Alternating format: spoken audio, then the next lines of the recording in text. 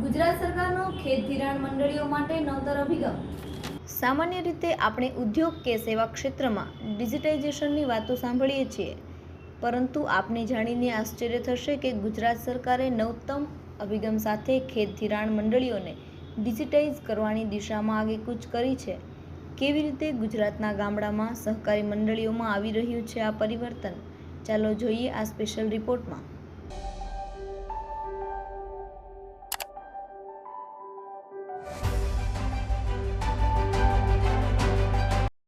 અમે મંડળીમાં ગયા તો સેક્રેટરી સાહેબને મેનેજર સાહેબને મળ્યા તો કે ભાઈ તમે 7/12ના ઉતારા પંચાયતમાં લાવો અને એ પંચાયતના માંથી લાવી 7/12ના ઉતારા અને ધિરાણ માટે જે મંડળીનો બોજો ભરાઈ અને એમાં પછી અમને ધિરાણ મંડળી તરફથી મળી રહ્યું, એમાં સાહેબ અમને સારામાં સારું પેલું રહ્યું।